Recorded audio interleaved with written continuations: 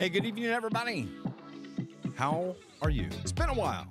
We haven't talked in a while, have we? I tell you what, glad we can start talking the high school football season. High school schools are in session, and we're talking sports with your Carterville Lions.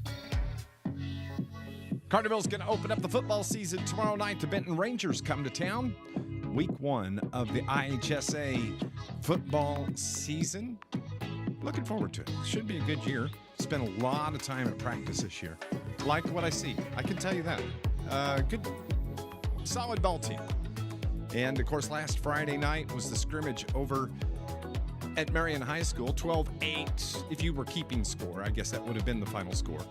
But they played well in that scrimmage. And the Carterville Lions are getting ready to open the season tomorrow night. Of course, they're going to have the Rangers. Then this year, there's just the 4 home games. Benton, West Frankfort, and then you have Murphy and Jonesboro. Road games are going to be Nashville week 2, and then September 20th, September 27th at Heron at St. Joe Ogden, and then we'll play a couple on the road at Harrisburg at Massac County. So road warriors for the Lions coming up this year. Hey, earlier this evening, I had an opportunity to go talk to head coach Brett Dial, and we kind of took a look at the preview of this season's or the season opener with the Carterville Lions against the Benton Rangers. Friday night football 2024. Coach Brett Dial joining us here on our pregame show. Coach, I was thinking about this earlier today. You're in your 6th year. And I can remember coming back to the first practice this summer, and I look out, and the first thing I look at is the coaching staff. Yeah. How fortunate are you to have this group of coaches that you have? I mean, there's no doubt. I've got a core of guys that have been here, and even before I was the head coach, some of these guys, you know, Coach Wakey, Coach Smurf, Coach, those two are over 20 years here with Carterville football. Coach Gerald's is over 10. You know, all of these guys are back, and we've added, you know, another one back with Coach Towers. And, yeah, I'm extremely fortunate to have such a large group of guys. I think there's 11 of us out here that, you know, I trust each one of them. And whenever they've got something that, you know, they want to offer, that they know that they may not like the answer they hear from me, but I want to hear it. And I appreciate the feedback and all the hard work these guys do, and they make our team go for sure. It's amazing to see. Coach, week 1, I love this week 1 matchup with Benton every year. I just think it's a good barometer. Well, I'm glad you love it. I mean, yes, I know what you mean. I mean, it's a great football game, and you know, from the coaching standpoint, you'd like to open with somebody that, you know, is easy, and that's a testament to Benton. I mean, they're well coached. It's a good football program, good school. They're a tough week 1 matchup. They do a lot of things offensively that we have to prepare for. I think that there's a lot of things that they do offensively similar to Marion, which is why that week 0 game was so important to us. But they play good defense. They're physical, and you know, we're going to have our hands full tonight. That's for sure. A year ago, you had your wide receiver that had almost over 80 yards receiving, and he moves from wide to taking the snaps. Yeah, I don't know how many catches he had in that game. You know, with Nick, he had 8 catches. Okay, well, he's going to touch the ball 8 times in the first 2 drives. So, I mean, that's kind of behind the decision making there. I mean, he was an electric receiver. He's one of the best receivers in Southern Illinois last year. But he's still a receiver. It's hard to get him the ball, and now he's going to touch it every single play. So, you know, a lot of that will be management, handing it off to his running backs. Some of it will be throwing, which he's very capable of doing. And then he's got the ability to run. I mean, when he gets in open space, he's electric. You saw that as a receiver, so he's used to that. You know, we're going to try to get him in some space, and you know, I want to make sure that Nick Bishing is touching the ball.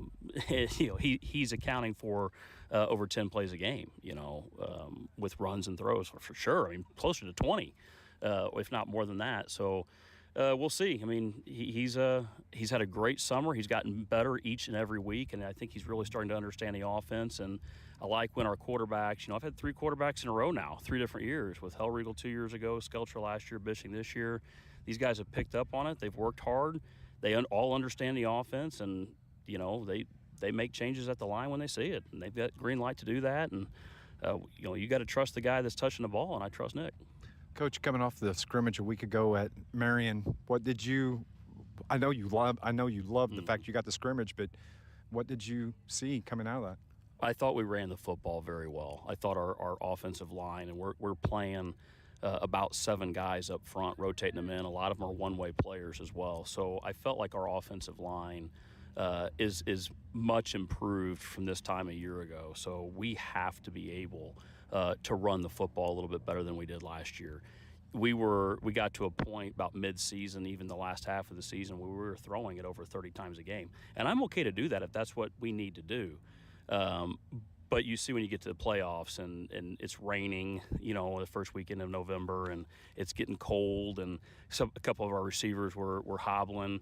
We were really limited in that game. And, it's just one of those things you take away, that we have to be better in the run game. And so we've really invested in that. And I think that up to this point, we're much improved up front. I think the one thing, if you're going to talk about the Benton Rangers, the last question is, this offense from the Rangers all runs through their quarterback, Kazukas. He's one of the top quarterbacks in Southern Illinois. Yeah, he's a 3-year starter. I mean, that's a luxury. There's not many times that your quarterback is a 3-year starter, and we've been fortunate the last 2 times, and this is his last chance at us, and I'd love to knock him off a 3rd straight time. But he's a good player. He's physical. He's a tough kid, and it's going to be a battle.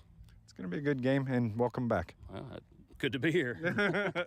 There you go, Coach Brett Dial joining us, and it's been a good preseason for the Lions, and I know that all the teams in Southern Illinois. Tomorrow night, 7:00 is going to be the game time. Now, Keenan Clark back with me for the broadcast on News Radio WJPF. Yes, we're going to have the live streams. I've been getting messages from people, and I've already posted it on Facebook, and we'll make sure that we get that posted so everybody can see it. We'll start our pregame coverage at 6:45, about 6:45, somewhere in there. We've got a new pregame or halftime segment with Darren Kennard with River Radio Sports Central. It's going to be part of our halftime show, and you can listen on AM 1340, 99.5 FM. You can even use the WJPF app or at WJPF.com or the live stream for our broadcast on YouTube. But all get started tomorrow night, and we will be off and running with high school football for 2024, and we hope you'll join us. We hope you'll come out to the game tomorrow night and root on your Carterville Lions. So here we go. First update of the year, and we'll do these throughout